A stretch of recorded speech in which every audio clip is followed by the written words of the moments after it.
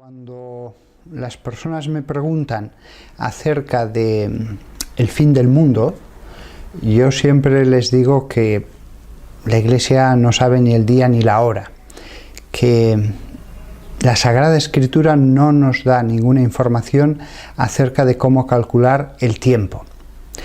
Pero lo que sí que nos da son signos. Hay signos en la Biblia para que la generación a la que le toque vivir el Apocalipsis sepa que está en el Apocalipsis.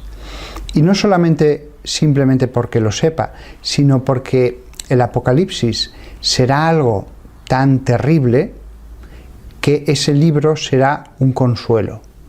Ellos verán que están sufriendo mucho, pero al mismo tiempo dirán: esto estaba ya predicho, y verán cómo se va cumpliendo cada una de las profecías que aparecen en la Biblia. Por ejemplo, el anticristo les perseguirá, pero ellos verán la figura del anticristo perfectamente delineada en las páginas de los libros que hemos leído desde hace siglos y siglos.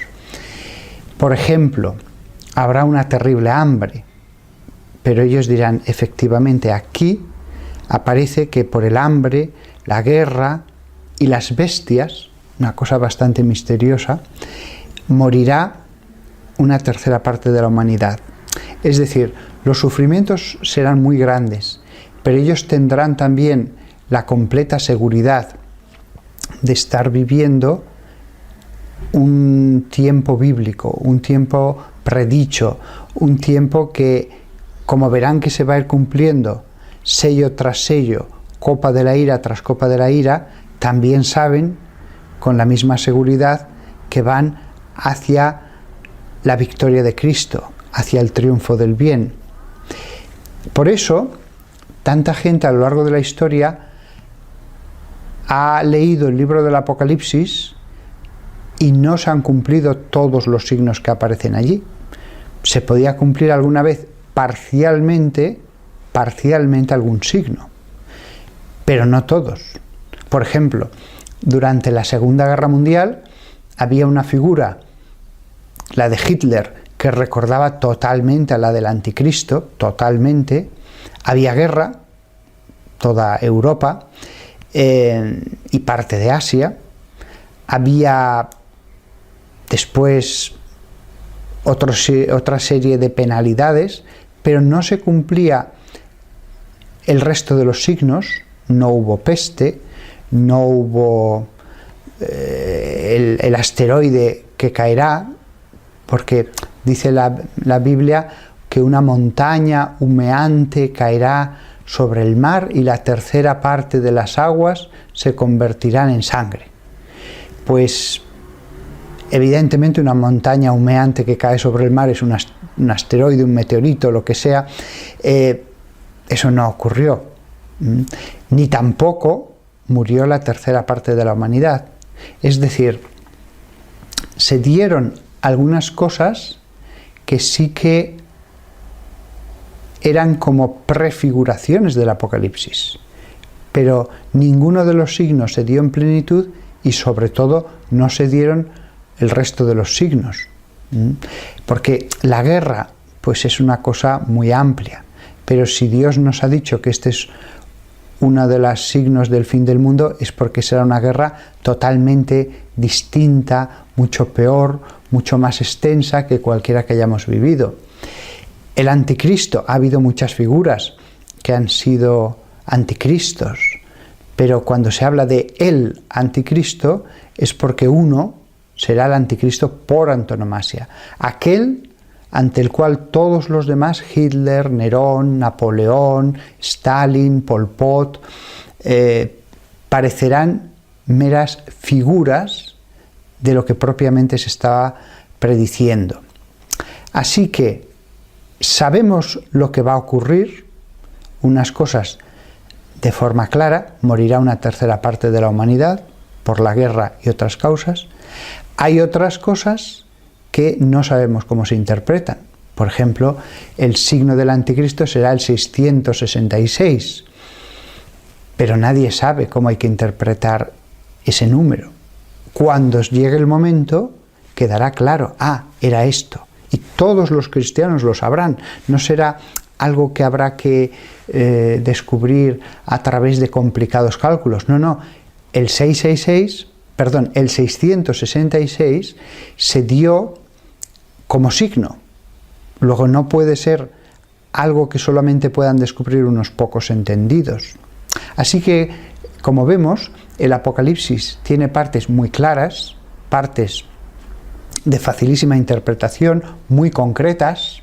Habrá un terremoto en Jerusalén y morirán este número exacto de personas.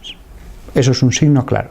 Y otras partes que son indescifrables hasta que llegue el momento. El 666, por ejemplo, es uno de ellos. O cómo interpretar que se abre la puerta del abismo y salen unos seres con cuerpo de caballo, cabeza de león y cola de escorpión. Solo lo sabremos cuando llegue el momento. Entonces sabremos si es algo metafórico o es algo más literal. Después hay cosas dudosas. En medio de lo que sabemos con total seguridad y de lo que es imposible saber hasta que llegue el momento, hay cosas más dudosas. Por ejemplo, he puesto antes el versículo de una montaña humeante caerá sobre el mar y la tercera parte de las aguas se convertirán en sangre. ¿Significa que la tercera parte de las aguas de los mares se van a convertir literalmente en sangre? ¿O significa que cae un asteroide y que simplemente se tiñen de rojo? ¿O significa el mar, que es la multitud de los pueblos, y que cuando se dice que se tiñe en sangre la tercera parte de las aguas, es que la tercera parte de la humanidad sufre la guerra? Pues no está claro, porque hay otro versículo en el Apocalipsis en que se dice que hay una mujer tumbada junto al mar. Y después, más adelante, San Juan nos dice que esa mujer es la Gran Babilonia, una ciudad que ha extendido el pecado por todas partes. Y le dice el ángel, y el mar que ves al lado es el mar de las gentes, de todos los pueblos que están junto a ella. Con lo cual, hay cosas seguras cuya interpretación no hay la menor duda, hay cosas que no hay forma de saber y hay cosas dudosas. El error viene cuando alguien está convencido, ahora estamos viviendo el Apocalipsis, y trata de buscar algún detalle en el mundo que case con esos versículos. Ese es el error. Buscar algún detallito, eso no vale. Son signos claros, evidentes, que todo el mundo tiene que entender, que son, por ejemplo, cuando vino el Mesías a la tierra, los profetas lo habían predicho. Todo el mundo veía claramente que Jesús podía ser el Mesías. Todo el mundo veía que él estaba haciendo curaciones, expulsando demonios, etc. No era algo solamente al alcance de unos pocos entendidos. Muchas personas se preguntan si el Apocalipsis coincide plenamente con el fin del mundo. Yo siempre había identificado el fin del mundo con el Apocalipsis, como siempre se ha hecho normalmente, pero en los últimos decenios ha aparecido toda una corriente de pensamiento que distingue entre fin de los tiempos y fin del mundo. El fin del mundo sería el final absoluto de la historia, cuando ya vendrá Jesucristo y se producirá la resurrección de los muertos, mientras que el fin del mundo, dicen algunos, sería una especie de apocalipsis previo, pero después hay un tiempo de paz, de prosperidad para la Iglesia. Yo debo decir que al principio la idea me resultó un poco chocante, pero es cierto que en el Apocalipsis capítulo 20, desde el versículo 1, hay un texto bastante curioso que yo nunca había sabido cómo interpretarlo. Dice así, Apocalipsis 20, versículo 1. Luego vi a un ángel que bajaba del cielo y tenía en su mano la llave del abismo y una gran cadena. Dominó al dragón, la serpiente antigua que es el diablo y Satanás, y lo encadenó por 1000 años. Lo arrojó al abismo, lo encerró y puso encima los sellos, para que no seduzca más a las naciones hasta que se cumplan los 1000 años. Después tiene que ser soltado por un poco de tiempo. Bueno, este versículo ocurre después ya que el Apocalipsis nos ha hablado de los distintos castigos que caen sobre el mundo, los sellos, las copas de la ira, etc. Sí, no iría contra la doctrina católica el que afirmara que hay una especie de fin de los tiempos, de grandes castigos, de apocalipsis, digámoslo así, y después un tiempo de 1000 años en el que el dragón es encadenado, en el que la Iglesia tiene una época de esplendor, de paz, de progreso, y después que vendrá ya el fin definitivo del mundo. Es cierto que es un versículo que nunca ha estado claro cómo interpretarlo. Nunca ha estado claro. Lo único que se puede afirmar desde un conocimiento profundo de las Escrituras es que cabe esta tesis dentro de la teología católica y dentro del texto de la Biblia. La verdad solo la conoce Dios. Hay mucha gente que ahora cree ver signos que avanzan en esa dirección.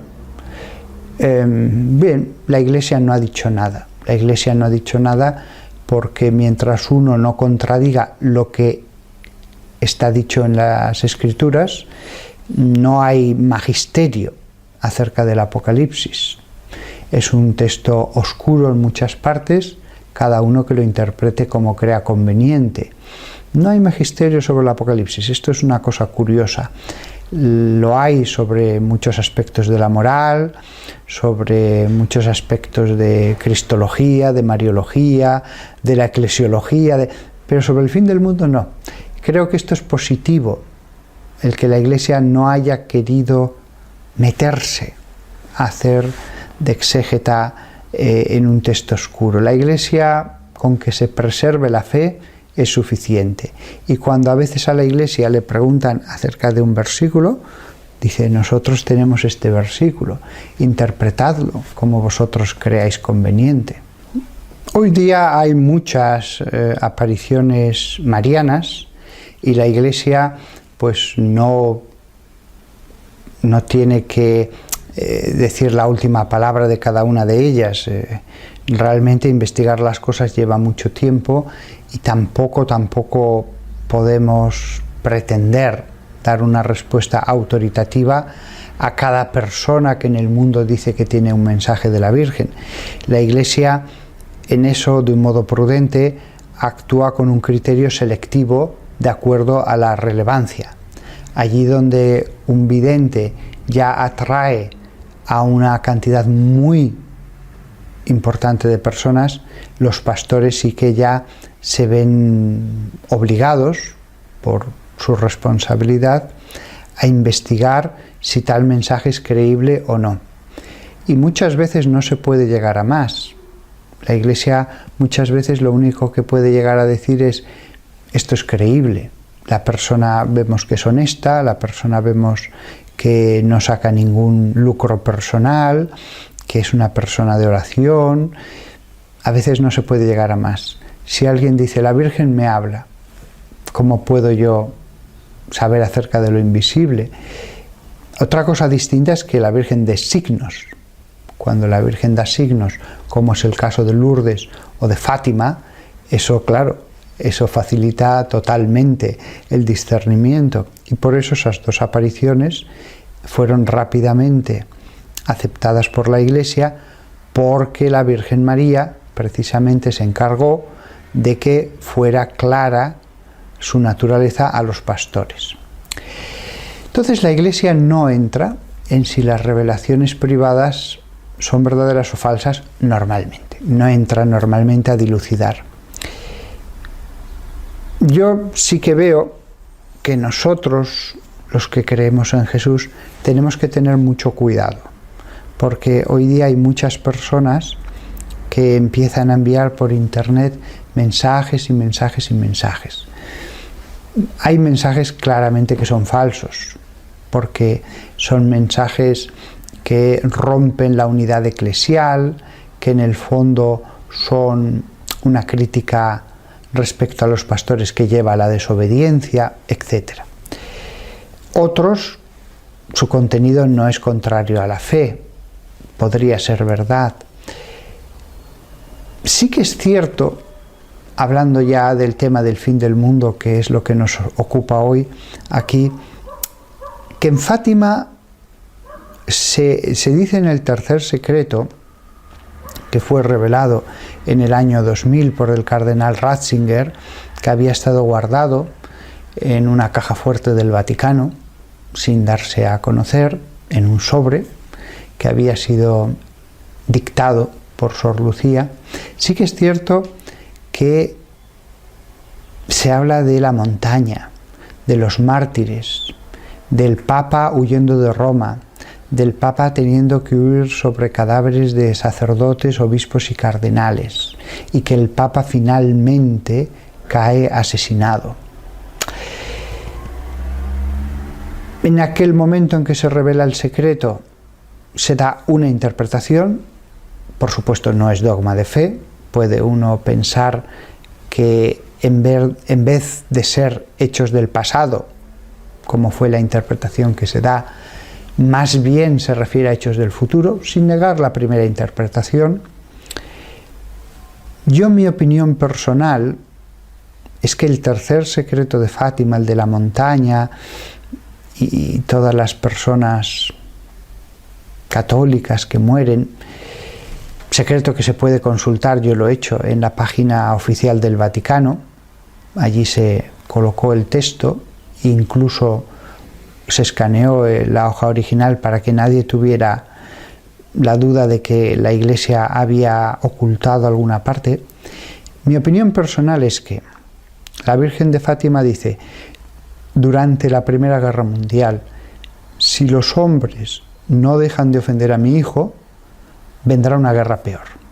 Esta guerra acabará, pero si los hombres no dejan de ofender a mi hijo, vendrá una guerra peor. Y Rusia invadirá grandes partes de la tierra. Eso ha sucedido.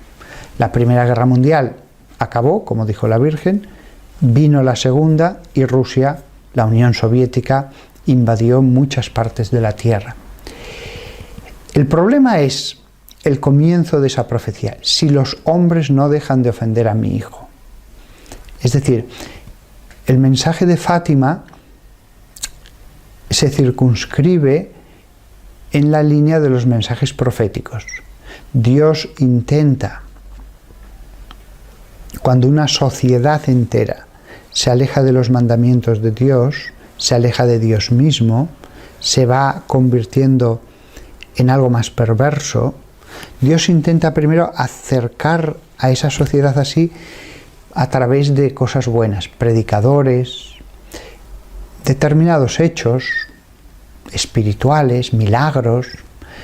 Siempre hay una fase en la que Dios, como buen padre, intenta atraer a sus hijos para que abandonen el mal camino.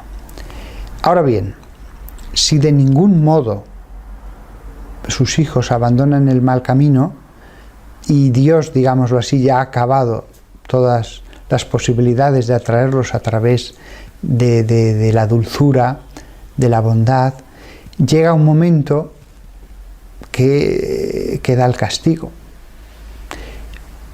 Y no solamente eso, aunque no usara el castigo, llega un momento en que es necesario hacer una purificación. Dios hizo una purificación en el diluvio universal. Dios ha hecho más purificaciones a lo largo de la historia. Ahí tenemos el caso de la invasión por parte de Asiria del reino de Judá. Un historiador agnóstico simplemente dirá unos ejércitos de un imperio invaden un reino. Los profetas nos dicen no. El imperio que hay al oriente, Asiria, puede ser todo lo poderoso que quiera. Mientras Dios no permita que Judá sea invadida, este reino será independiente, el templo seguirá dando gloria a Dios. Luego, si los asirios van a invadir este reino, lo que tenéis que ver en eso es la mano de Dios. Dios lo permite como purificación. Y efectivamente, después del exilio, el pueblo de Israel volvió mucho más purificado. El castigo fue duro, el exilio, pero después el pueblo de Israel abandonó la idolatría totalmente, se volcó mucho más en las Sagradas Escrituras. Entonces, eso vemos que es una constante en toda la Biblia. Los reyes de Israel que se alejan de Dios son castigados. Es cierto que hay un castigo en el más allá. Es cierto que hay personas que solamente vemos el castigo, en el más allá. Pero ya aquí en la tierra vemos muchas veces cómo las personas, las familias o los pueblos enteros son a veces castigados, sobre todo cuando los pecados llegan ya a cierto nivel. Eso es lo que podemos pensar de un modo razonable que va a suceder con toda la civilización del siglo XXI. ¿Por qué? Porque esto no es que un país se haya alejado de Dios, ni siquiera todo un continente. Realmente observamos cómo todo el mundo, el entero planeta, la civilización global en la que estamos, cada vez está alejándose más de los mandamientos de la ley de Dios.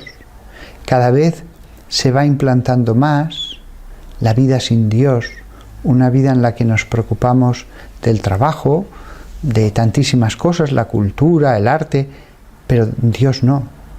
Dios se relega a la vida personal, ya no la esfera pública, y cada vez más esa esfera personal se está haciendo más pequeña. Eso es evidente en Europa.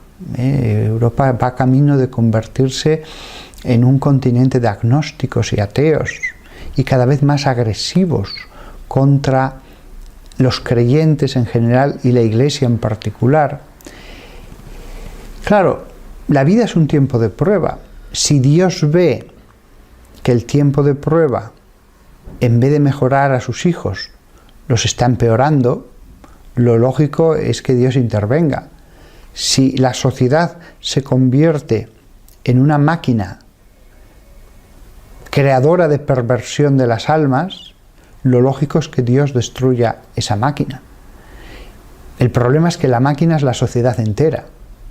El problema es que no hay un aparato que esté haciendo peores a las almas. El problema es que son los seres humanos los que todos juntos están malignizando las almas de los que se incorporan a esa sociedad.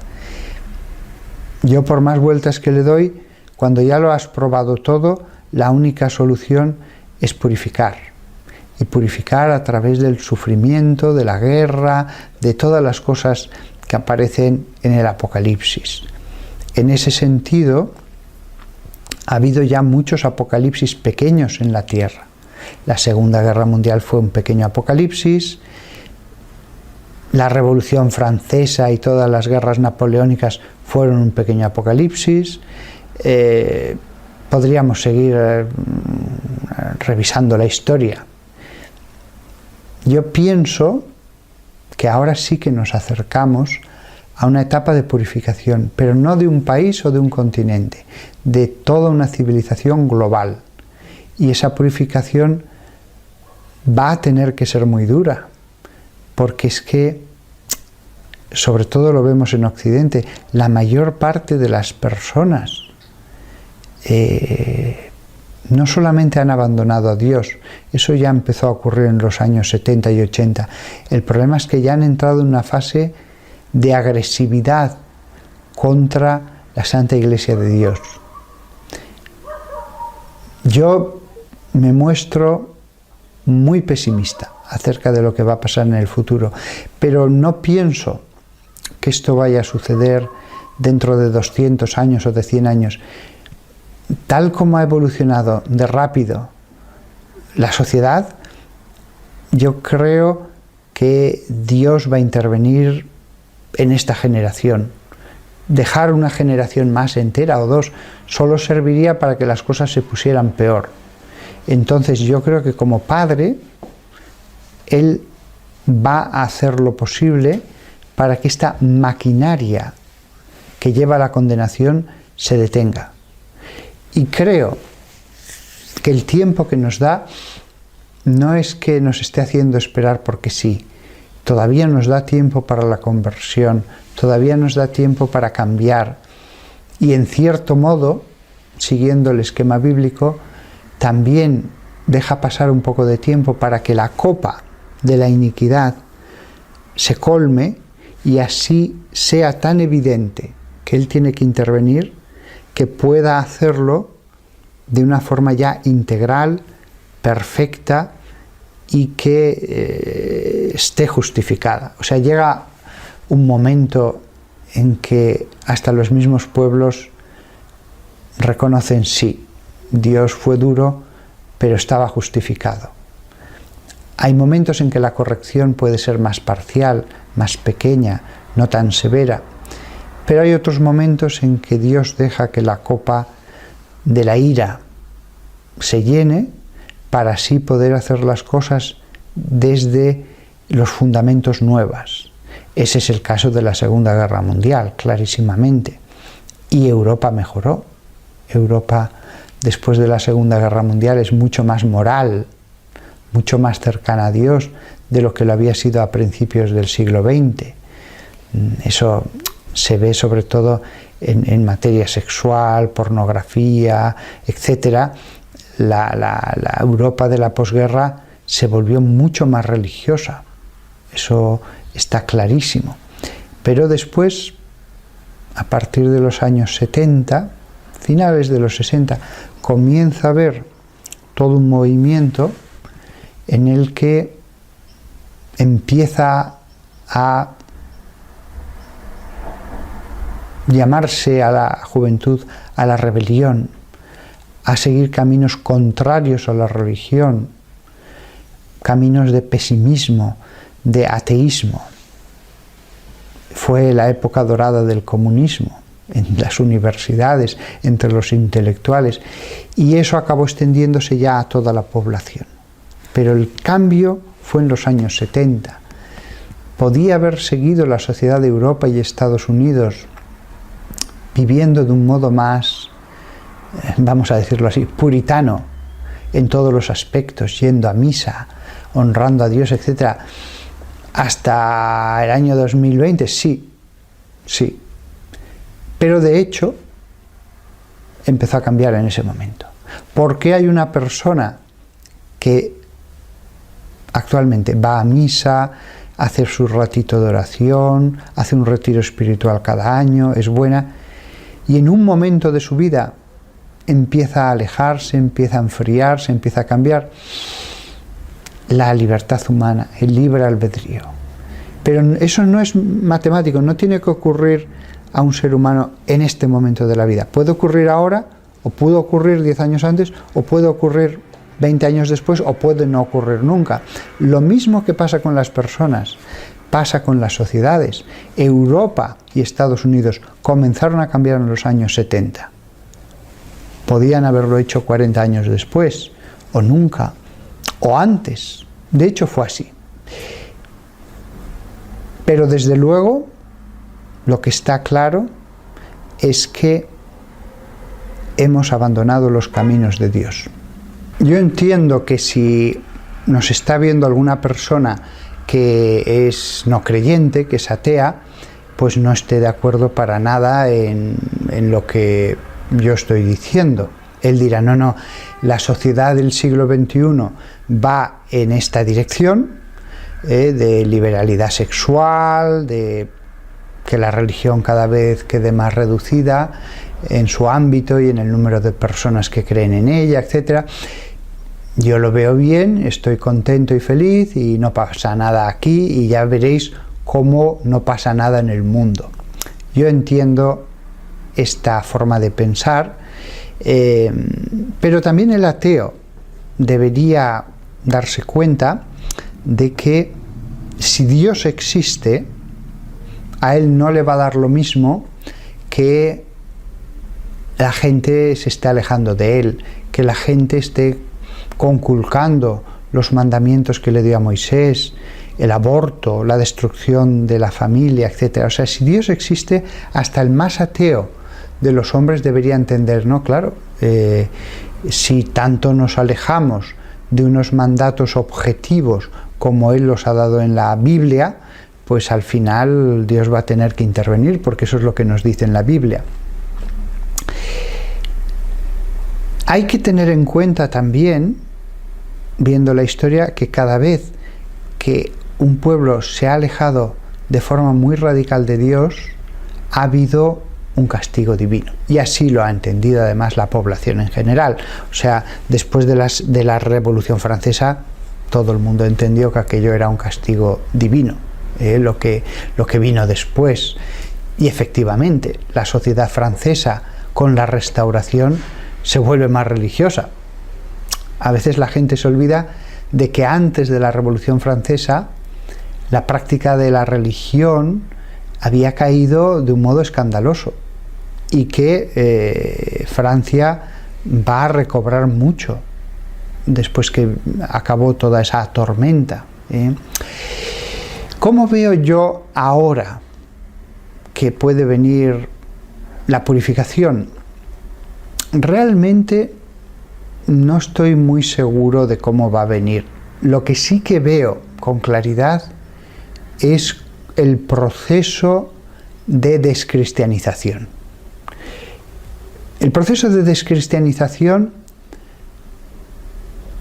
y lo que digo son meras opiniones, no va a venir porque echen en un momento dado a los cristianos a los leones. No va a haber campos de concentración en los que se confine a los católicos, ni circos romanos. No. Yo creo que la persecución hoy día va a venir por el campo legal. Es decir, muchos políticos en algún momento van a decir: la Constitución tiene estos valores, ustedes no los están aceptando. Nosotros hemos aceptado el aborto, usted no puede llamarlo asesinato. Si usted lo llama asesinato, yo le voy a poner una querella por difamación, porque esto, según el Código Penal, no es un asesinato. Nuestro ordenamiento jurídico admite el matrimonio homosexual. Vamos a aprobar leyes contra la homofobia, y entonces, si usted manifiesta su disenso respecto al matrimonio homosexual, adopción de niños, lo que sea, nosotros, de acuerdo a esta ley, le vamos a poder poner ante un juez y le vamos a poder poner multas, cada vez crecientes, cada vez peores. Incluso cuando los tiempos estén ya más maduros, algún político dirá: habrá que ver si esta denominación religiosa se adecúa a nuestros valores constitucionales. Y si no se adecúa, vamos a quitarle la personalidad jurídica. No tener la personalidad jurídica, ¿qué significa? Pues que no puedes abrir una cuenta bancaria a nombre de la Iglesia Católica. Tienes que poner nombres concretos de personas físicas. No puedes tener un seminario a nombre de la Iglesia. No puedes tener iglesias a nombre de la Iglesia, etcétera, etcétera, etcétera. Es decir, quitar la personalidad jurídica a la Iglesia Católica implicaría reducirla a pequeños templos pequeñitos puestos a nombre de personas particulares. Después de una etapa de persecución legal, en que, insisto, casi nadie va a ir a la cárcel, sí que se podrá enviar a la cárcel a personas muy destacadas que una y otra vez a lo mejor pudieran tener cierta relevancia en los medios y que quieran dar un escarmiento público a algún juez, pero a través de multas se puede callar a todo el mundo. Llega un momento en que ya cuando te han puesto 5 multas crecientemente más duras, pues al final no hablas y al final se va estableciendo esa opinión única en la sociedad, y estos son los extremistas, los radicales, los fanáticos, los que nos quieren hacer volver a la Edad Media. Entonces, en un primer momento van a ser multas. Alguno puede acabar en la cárcel en todo caso, pero van a ser muy pocos. Pero yo veo claro que en muchas sociedades europeas el siguiente camino es quitar la personalidad jurídica de todas aquellas denominaciones religiosas que no estén de acuerdo a determinadas cosas como la homosexualidad, con la excusa de la homofobia. Eso nos haría perder las iglesias. Nos haría perder las iglesias. Automáticamente el sostenimiento económico de la iglesia quedaría reducido a casi nada. Y eso que incluso pueden ir más allá, porque pueden decir, no, es que ustedes están fuera de los valores constitucionales, y prohibir incluso todo tipo de reunión de aquellas denominaciones que no se adecúen a esos valores. Es decir, entraríamos ya en una situación como la de China, con una iglesia patriótica y una iglesia clandestina. A la iglesia patriótica le permites tener templos, le permites todo. A la iglesia clandestina no le permites ni siquiera lugares de reunión. Y si quieres, puedes decir, no, ustedes de hecho están quebrantando la ley, no les permitimos ni reunirse en las casas, porque hemos dejado claro que esta denominación no cumple los requisitos constitucionales. O sea, la situación puede ser tremenda. El tema de que además se permita una iglesia patriótica, una iglesia constitucional, es peor incluso, porque divide a los cristianos. Empiezan muchos a decir, bueno, yo no estoy de acuerdo, pero voy a esta iglesia. Y en esa iglesia ya se predica lo que el mundo quiere que se predique. Tampoco hay que ser tan extremista, tampoco creas división. Y al final la gente que va a una iglesia, lo normal es que acabe pensando lo que se piensa, lo que se dice en esos sermones. Así que soy muy pesimista respecto a lo que va a suceder. Ahora bien, si la sociedad en los próximos 20 años va por este camino, la sociedad va a seguir su proceso de degradación. Los que, como yo, ahora tenemos 47 años, hemos visto en 20 años qué cambio tan radical ha dado la sociedad. Y este ritmo de cambios es como si se fuera acelerando. El comienzo era muy lento, le costaba, había muchas resistencias, pero cada vez más se va acelerando. Si en 20 años ha cambiado mucho la sociedad, la mayor parte de los cambios han sucedido en los últimos 5 años. Es decir, ¿qué no puede suceder? Ya no digo en 20 años más, en 10 años más. Entonces, si la sociedad se sigue degradando, si cada vez más al mal se lo llama bien y al bien se lo llama mal, si la destrucción de la familia crea, ya de hecho mucha gente está en esa situación, crea una sociedad de personas que viven solas en sus pisos, sin hijos, sin cónyuge, viviendo el día a día. Tengo estos años de vida, voy a pasarlos lo mejor que pueda, y pasarlo lo mejor que pueda es lanzarme sin ningún tipo de remordimiento a la consecución de todos los placeres que pueda, cuanto más intensos mejor, y además ese proceso lleva cada vez más a un aumento de la perversión.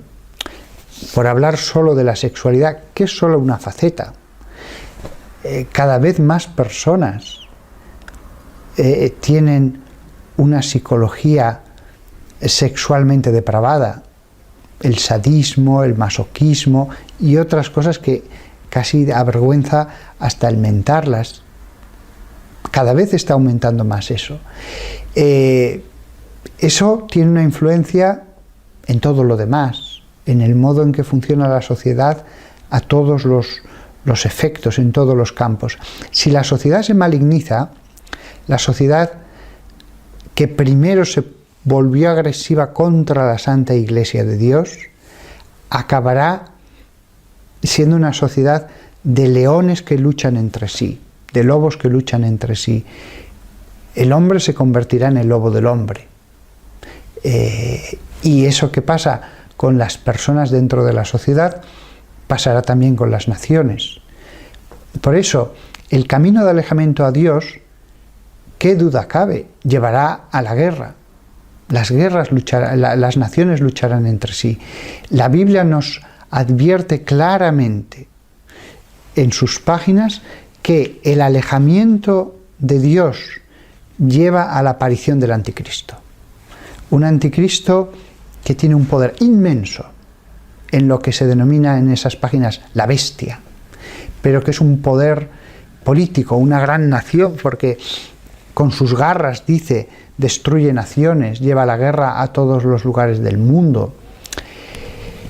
Y este poder, si Cristo lo que llevaba era la paz, lo que llevaba era la caridad, este poder con la excusa de un nuevo orden, con la excusa de ya poner fin a todas las luchas del mundo, lo que hará será llevar la guerra.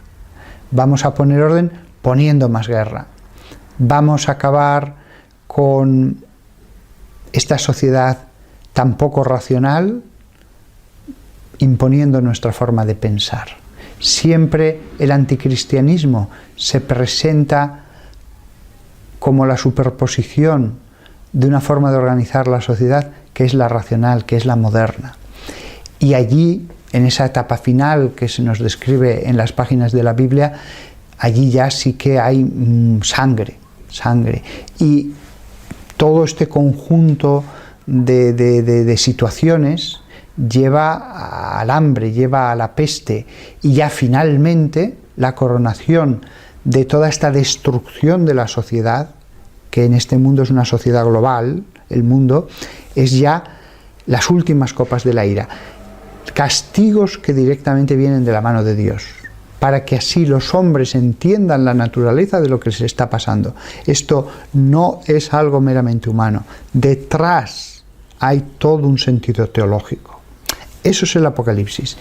Yo creo que, dados los fundamentos que hemos puesto, no es descabellado pensar que en esta generación, en 20 años, podemos vernos abocados a una purificación de caracteres verdaderamente apocalípticos.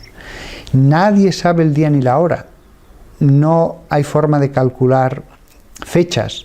Yo digo 20 años usando el sentido común, viendo todo lo que se ha degradado en la sociedad.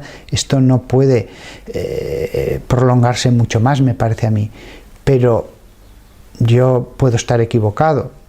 Lo que pasa es que son tantos y tantos los que, llevando una intensa vida de oración, las personas más espirituales, y todos han llegado a esta misma conclusión: vamos a ver grandes cosas muy malas en muy poco tiempo.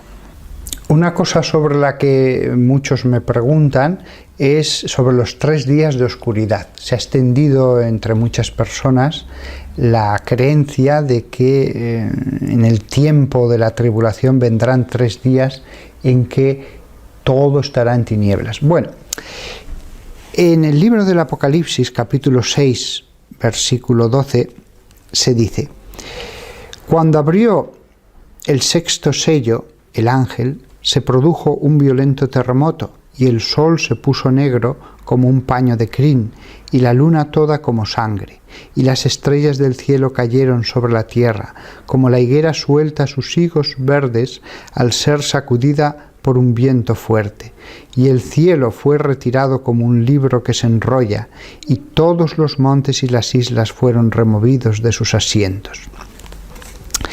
El sol se puso negro como un paño de crin. La crin es el pelo negro. Aquí se habla ciertamente de una oscuridad. No se va a decir nada más, aunque hay que recordar que fue una de las plagas de Egipto. Egipto entero, el reino quedó bajo la oscuridad, y sin embargo en los campamentos de los hebreos seguía habiendo luz. Bien, de acuerdo a lo que hemos leído, si el sol se pone completamente negro, y expresamente se dice eso, como un paño de crin, habrá oscuridad. Oscuridad, terremotos, peste, hambre, todo ello siguiendo un orden. Es decir, el Apocalipsis no es simplemente un tiempo de tribulación. El Apocalipsis es la tribulación de las tribulaciones, la suma de todas las tribulaciones, es la tribulación con mayúscula. Una época como no ha conocido la humanidad hasta el día en que se produzca. Pienso yo que el Apocalipsis va a comenzar, estamos ahora mismo hablando en el año 2015, ¿va a comenzar en un año o dos? No. Pero sí que veo que en los próximos 5 años se puede producir tal transformación de la sociedad que los ciudadanos, los jueces, los políticos, los tribunales constitucionales, los tribunales supremos, se vuelvan muy agresivos contra la Iglesia, y finalmente que la quieran erradicar, porque es lo que la masa va a pedir. En la medida en que una sociedad se degrada moralmente, cada vez hay menos democracia. En la medida en que una sociedad es más virtuosa, los hombres son más honestos, son más enteros, moralmente hablando, la sociedad tiene su democracia más protegida. En la medida en que todos sean más corruptos, la democracia va cayendo en el principado, va cayendo en el imperio. Lo que le sucedió a Roma y ha sucedido en tantas sociedades a lo largo de la historia, que comenzaron de un modo más democrático y poco a poco fueron perdiendo esos derechos y esas libertades y concentrando el poder. Entonces, pienso que ahora sí que estamos a muy pocos años de una pérdida progresiva de la democracia. Los países serán cada vez menos democráticos, comenzará una persecución legal contra la Iglesia que cada vez se volverá más rabiosa, hasta querer literalmente que desaparezca, y después es cuando ya, quién sabe, si en 10 años, en 15, en 20, es cuando ya comenzarán a dar fruto las semillas que se han sembrado, a dar fruto consumado, a que el mal de las personas haya afectado tanto a las sociedades, que las sociedades comiencen ya a luchar entre sí. Porque sin el Evangelio, sin Dios, sin la ley de Dios, sin el respeto a los mandamientos, pues al final esas concentraciones de poder a lo que llevan es a la lucha de los pueblos. Los pueblos en sí no es que quieran luchar entre ellos, pero cuando ese poder se concentró en grandes monarcas cada vez más autoritarios, cada vez menos sujetos a ningún tipo de ley, eso sucedió claramente en la creación de los grandes estados europeos, pues esos reyes, de forma a veces hasta caprichosa, comenzaron a luchar entre ellos. Y los que sufrían eso era la gente sencilla, el pueblo. Pienso que la concentración de poder en sociedades cada vez menos democráticas, en sociedades sin Dios, nos lleva a un futuro de confrontación. Y lo dice alguien que en los años 80 pensaba que cada vez la guerra sería algo más difícil, más extraño, que las sociedades irían avanzando, que los hombres serían cada vez más racionales, que al final se acabaría estableciendo una especie de coordinación mundial de los gobiernos para que la razón fuera la que imperara, que por fin los esquemas menos racionales habían desembocado en un futuro en el que triunfara cada vez más la razón. Pero lo que yo veo ahora en el año 2015 es que las sociedades van a pretender un nuevo orden sin Dios, que lleva a los hombres a convertirse en lobos de los hombres.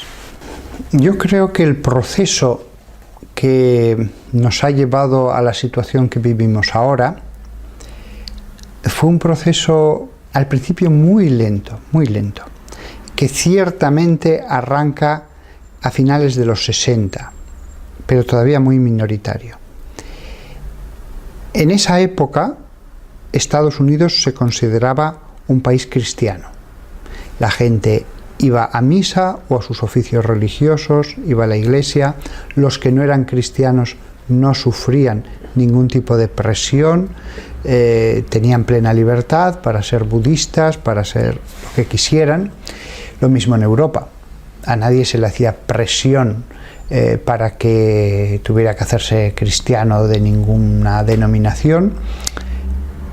Pero poco a poco, en esa situación de familias unidas para toda la vida, de moralidad, de respeto a la Iglesia y a los mandamientos de Dios, en esa situación comienza, tanto en la universidad como en el mundo del arte, a sembrarse otro tipo de semillas. En la universidad, desde luego, fue todo lo que tiene que ver con el comunismo, todo lo que tuvo que ver con el psicoanálisis, y poco a poco se va inculcando con más frecuencia en las aulas a esas juventudes el ateísmo, el desprecio hacia la Iglesia, el que no existen los mandamientos. El mensaje de las letras de las canciones de los Beatles, de grupos de rock y de otros artistas en otros campos era el mismo. Esos jóvenes de la universidad acabaron siendo las élites, tanto en Estados Unidos como en Europa. Y ellos, siendo directores de periódicos, directores de editoriales, etc., van a seguir ese camino de transformación de la sociedad. El camino del arte y sobre todo de la música va a seguir incrementando su siembra de malas semillas. Es cierto que después el comunismo pasó, el marxismo pasó, pero ya la sociedad se había alejado de Dios en los años 90. Ya la sociedad, aunque ya no muchos que creyeran en el psicoanálisis, ya se habían alejado de Dios y van a educar a sus hijos de esa manera. Pero todo seguía igual. No, nosotros ya no creemos, pero la sociedad que siga como hasta ahora, la Iglesia que siga como hasta ahora. Pero después empezó a haber el siguiente cambio, y es que no, hay que cambiar la sociedad. Aunque de hecho no se nos obliga a hacer nada. Por ejemplo, si una persona, él era personalmente homosexual en los años 80, hay excepciones en determinados países, pero normalmente no pasaba absolutamente nada. Sin embargo, hay un cambio, y es que ya se intenta cambiar la sociedad. No, a partir de ahora va a haber aborto. A partir de ahora va a haber divorcio. A partir de ahora el matrimonio es esto y no se admite el disenso. Es esto. Ellos dicen, no, pero ¿qué importa? ¿Qué le importa a usted el que nosotros nos podamos casar? ¿Acaso le obligamos a algo? Usted cásese con quien quiera, nosotros es una cuestión de libertad. No. redefinir el matrimonio afecta a toda la sociedad. Toda la sociedad a partir de ese momento tiene que comulgar con esas ideas. El fotógrafo que por su creencia religiosa no quiere aceptar un encargo en una iglesia, le van a acusar de discriminación. El pastelero que no quiere por sus creencias hacer una pastel para esa boda, va a estar ante un tribunal, etcétera, etcétera, etcétera. El siguiente paso, evidentemente, era la iglesia, el ataque a la iglesia. Todo esto lo que lleva claramente es una aceleración del proceso.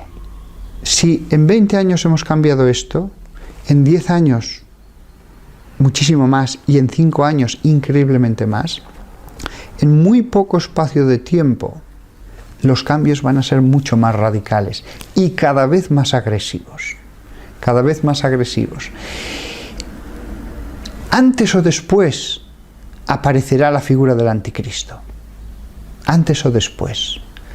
Porque en una sociedad de hombres que solamente buscan el disfrute en este mundo, la corrupción de esas personas siempre crece y entre los hombres corruptos siempre acaba produciéndose la concentración de poder. Voy a poner el caso de España, que a mí me parece muy paradigmático. No es porque yo esté en este país, pero es que me parece que es un ejemplo de cómo pueden ser las cosas. Ellos, los sin Dios, ellos siempre enarbolan la bandera de la libertad. Y en principio es una bandera bellísima, no hay nada que oponer contra ello. Pero después vemos en qué se concreta la libertad, los derechos, la no discriminación. Y vemos que en la letra pequeña, una de las cosas que aparece es que en un programa electoral de un determinado partido, pues es que no se va a reconocer la inmatriculación de los bienes de la Iglesia.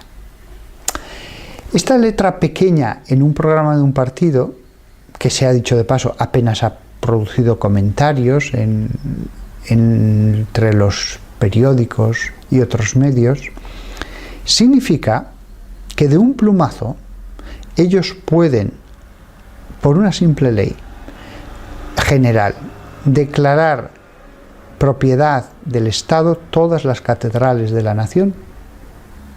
Todas las catedrales de la nación, de un solo plumazo, pueden pasar a ser propiedad del Estado. En los tribunales, los jueces, por más que ellos quieran no estar de acuerdo, tendrán que decir: nosotros creemos que esto no es justo, pero es que la ley dice esto y yo tengo que juzgar de acuerdo a la ley. Yo no puedo decir no estoy de acuerdo a la ley, yo tengo que juzgar de acuerdo a la ley. Vayan ustedes al Tribunal Supremo, pero yo soy juez y hasta el Tribunal Supremo dirán: ¿qué quieren que les digamos? Es la ley. La única forma de que esto se pueda echar atrás es el Tribunal Supremo. Pero el Tribunal Supremo en España, como en casi todas las democracias, es un tribunal siempre muy politizado. Es el tribunal donde los partidos con cuotas, pues ellos tienen sus representantes. Y evidentemente el Tribunal Constitucional en un tema como este, será difícil que se ponga en contra de aquellos que les han puesto allí y que además ya saben muy bien a quién poner allí, para no crearse problemas. Con lo cual, España se puede encontrar con que los obispos pierden las catedrales. Por supuesto que al principio nos dirán: no, todo sigue igual, ustedes sigan diciendo misa, ustedes sigan haciendo sus actos religiosos. Pero 2 años después nos dirán: bueno, vamos a hacer un concierto el sábado por la mañana aquí, o vamos a hacer una exposición, o vamos a hacer un acto cultural, o vamos a hacer una boda gay, o vamos a hacer un acto interreligioso. O mañana puede venir una bruja a hacer un acto satánico sobre el altar. No es nuestro ya. No podemos llamar a la policía para decir saquen a estos señores de aquí. Si el obispo comienza a decir cosas, incluso sin ir contra las leyes, cuidadosamente el lenguaje se va amoldando a la situación legal. Si el obispo empieza a decir cosas que molesten a los gobiernos, esos gobiernos que tengan titularidad sobre los templos le harán llegar el recado de: si sigue usted por este camino, vamos a poner muchos más conciertos, ¿eh?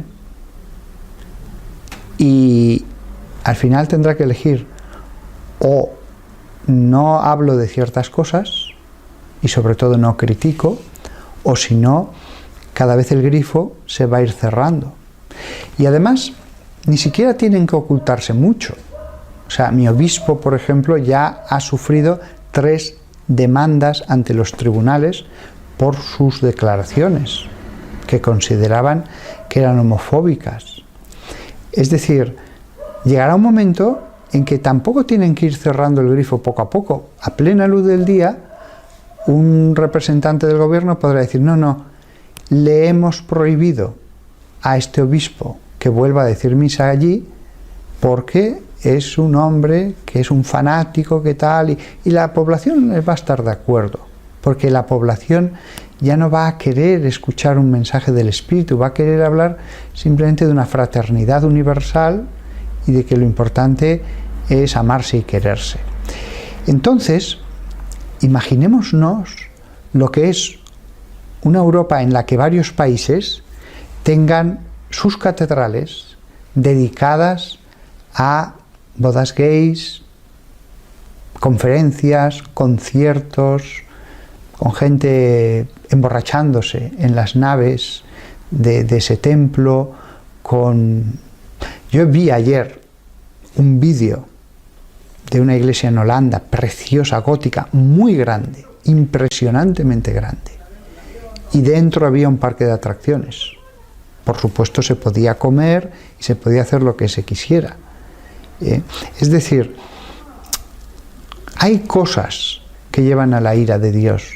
Si tú le quitas a la iglesia hasta sus mismas catedrales, hay cosas que tienen que enfadar a Dios, evidentemente, que Dios tiene que decir: hasta aquí hemos llegado, ahora voy a hablar yo.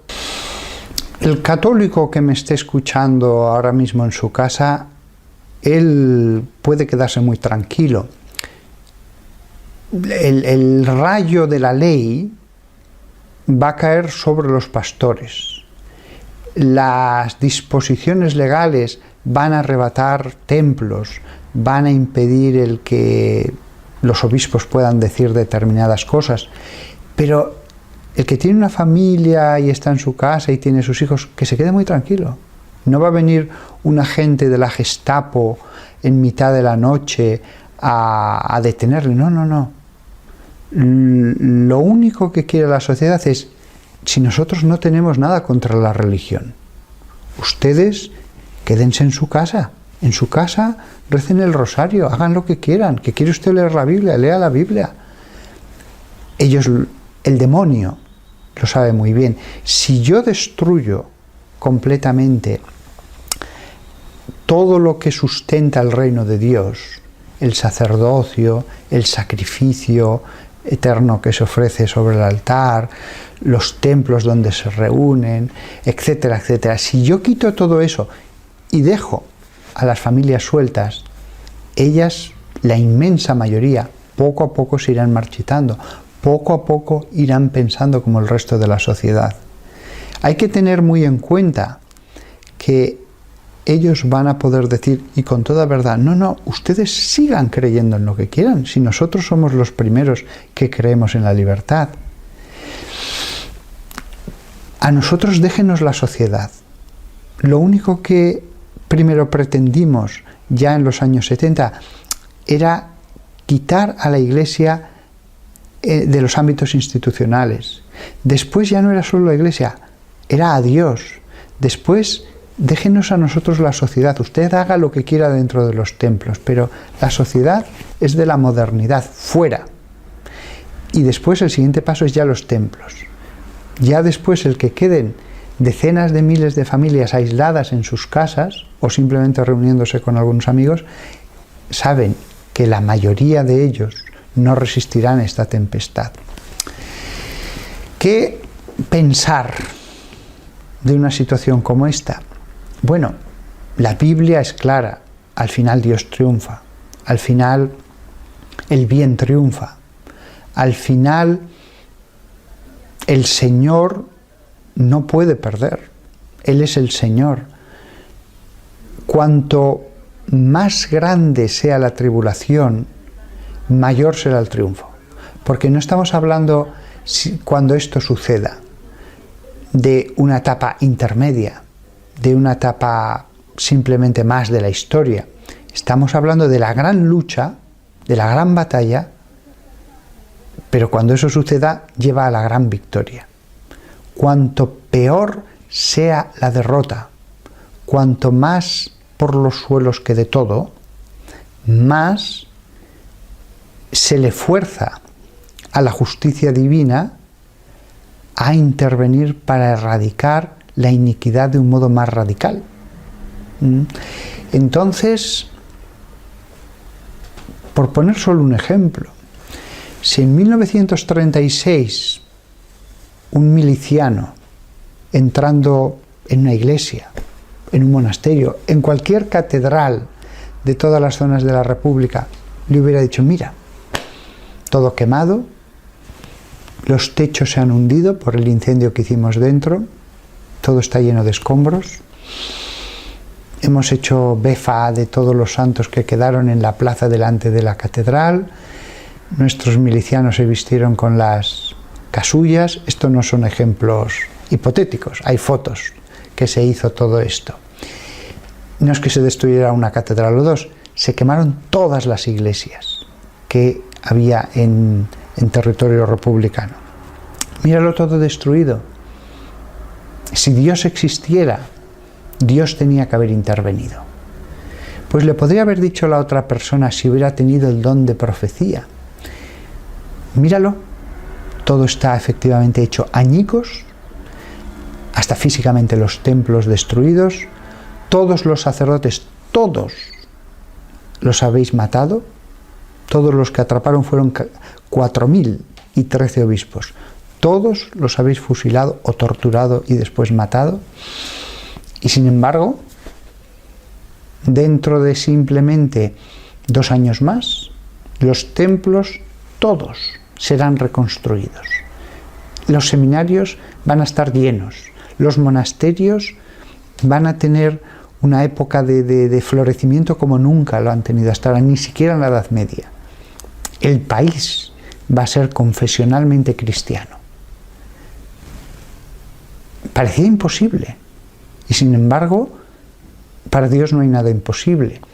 Con lo cual, yo creo que todos los que me escuchen deben tener la completa tranquilidad de que el mal parece suelto, Dios parece que calla, pero llega un momento en que Dios dice: hasta aquí hemos llegado.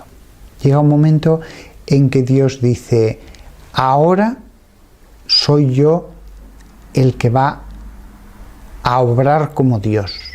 Y en ese momento, cuando Dios lo disponga, insisto, yo no sé ninguna fecha, no lo sé, yo solamente veo que la sociedad va cada vez más hacia esa apostasía general. Cuando Dios disponga, vendrá un renacimiento, un triunfo que estará en la medida de la derrota, que estará en la medida de la destrucción, porque así nos lo dice el Señor en la Biblia. Nosotros no tenemos que alterarnos lo más mínimo, tenemos que hacer bien las cosas, tenemos que orar, hacer bien nuestro trabajo, obedecer a las autoridades en todas las leyes justas, hacer el bien a todos, no odiar a nadie, sabiendo que cuando toda una sociedad toma un camino, nosotros tenemos la sensación de que ya nada se puede hacer, pero al final Dios triunfará sobre la tierra. Sobre la tierra, lo dice la Sagrada Escritura, habrá un gran reinado de Cristo. Cristo volverá solo al fin del mundo, pero se nos habla en la Biblia del reinado de Cristo sobre la tierra. Cristo con sus santos reinarán aquí en la tierra. Cristo, como no va a volver hasta el fin del mundo, ese reinado es la Eucaristía rodeada de todos los santos. Yo estoy personalmente convencido de que, pero esto me puedo equivocar, es solo una convicción personal, que no me baso en ninguna aparición de la Virgen ni nada. Yo estoy convencido de que al final de mi vida, cuando yo sea un anciano, veré restaurada la cristiandad a un estado purificado, perdón, y que será mejor que en los mejores momentos. Yo estoy convencido de que lo veré al final de mi vida, y que si viéramos hasta qué punto Dios puede ser poderoso al hacer las cosas, todo lo anterior nos parecería una tormenta antes de la paz. Tormenta que para el que está dentro se le hace muy larga y muy inacabable, pero la tormenta dura solo un tiempo y después viene la luz, el amanecer de una nueva época.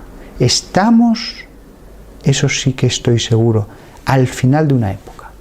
Estamos al final de toda una civilización. En otras épocas el Imperio Romano pudo necesitar muchos siglos para caer, pero si vemos todos los imperios desde entonces hasta ahora, cada imperio ha necesitado menos tiempo para caer. El Imperio Español fue mucho menos tiempo, el francés menos, el Tercer Reich, incluso el Imperio Británico, en el momento en que ya era un imperio, no tardó tanto después en caer. La reina Victoria era su momento de apogeo, hasta que lo pierden todo fue la Segunda Guerra Mundial, o sea, prácticamente ni medio siglo. Estamos al final de toda una época, al final de toda una civilización.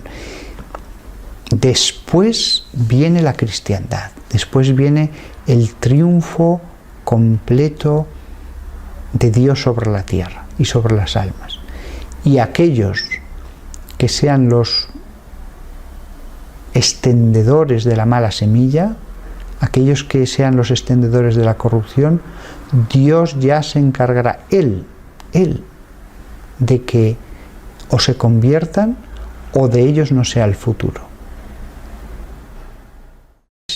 Va a ser confesionalmente cristiano. Parecía imposible, y sin embargo, para Dios no hay nada imposible. Con lo cual, yo creo que todos los que me escuchen deben tener la completa tranquilidad de que el mal parece suelto, Dios parece que calla, pero llega un momento en que Dios dice, hasta aquí hemos llegado. Llega un momento en que Dios dice, ahora soy yo el que va a obrar como Dios. Y en ese momento, cuando Dios lo disponga, insisto, yo no sé ninguna fecha, no lo sé, yo solamente veo que la sociedad va cada vez más hacia esa apostasía general. Cuando Dios disponga, vendrá un renacimiento, un triunfo que estará en la medida de la derrota, que estará en la medida de la destrucción, porque así nos lo dice el Señor en la Biblia. Nosotros no tenemos que alterarnos lo más mínimo, tenemos que hacer bien las cosas, tenemos que orar, hacer bien nuestro trabajo, obedecer a las autoridades en todas las leyes justas, hacer el bien a todos, no odiar a nadie, sabiendo que cuando toda una sociedad toma un camino, nosotros tenemos la sensación de que ya nada se puede hacer, pero al final Dios triunfará sobre la tierra. Sobre la tierra, lo dice la Sagrada Escritura, habrá un gran reinado de Cristo. Cristo volverá solo al fin del mundo, pero se nos habla en la Biblia del reinado de Cristo sobre la tierra. Cristo con sus santos reinarán aquí en la tierra. Cristo, como no va a volver hasta el fin del mundo, ese reinado es la Eucaristía rodeada de todos los santos. Yo estoy personalmente convencido de que, pero esto me puedo equivocar, es solo una convicción personal, que no me baso en ninguna aparición de la Virgen ni nada. Yo estoy convencido de que al final de mi vida, cuando yo sea un anciano, veré restaurada la cristiandad a un estado purificado, perdón, y que será mejor que en los mejores momentos. Yo estoy convencido de que lo veré al final de mi vida, y que si viéramos hasta qué punto Dios puede ser poderoso al hacer las cosas, todo lo anterior nos parecería una tormenta antes de la paz. Tormenta que para el que está dentro se le hace muy larga y muy inacabable, pero la tormenta dura solo un tiempo y después viene la luz, el amanecer de una nueva época. Estamos, eso sí que estoy seguro, al final de una época. Estamos al final de toda una civilización. En otras épocas el Imperio Romano pudo necesitar muchos siglos para caer, pero si vemos todos los imperios desde entonces hasta ahora, cada imperio ha necesitado menos tiempo para caer. El Imperio Español fue mucho menos tiempo, el francés menos, el Tercer Reich, incluso el Imperio Británico, en el momento en que ya era un imperio, no tardó tanto después en caer. La reina Victoria era su momento de apogeo, hasta que lo pierden todo fue la Segunda Guerra Mundial, o sea, prácticamente ni medio siglo. Estamos al final de toda una época, al final de toda una civilización. Después viene la cristiandad, después viene el triunfo completo de Dios sobre la tierra y sobre las almas. Y aquellos que sean los extendedores de la mala semilla, aquellos que sean los extendedores de la corrupción, Dios ya se encargará, Él, de que o se conviertan o de ellos no sea el futuro.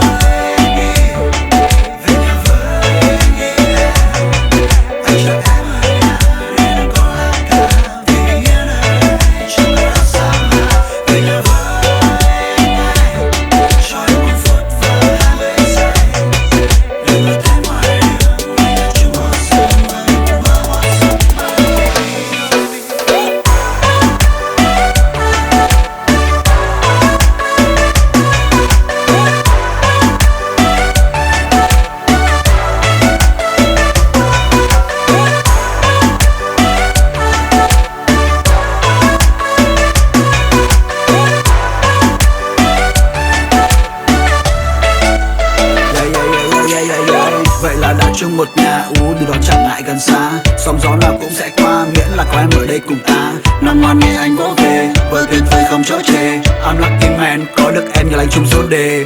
I was a playboy, nhưng đó là anh trước đây thôi. Không còn muốn đi đêm, muốn ở nhà cùng em ngắm mây trôi. Tay đang chặt tay, nhìn mắt em lánh đủ say rồi. Đóng chắc trở lại rồi làm gì tiếp theo em sẽ biết ngay thôi.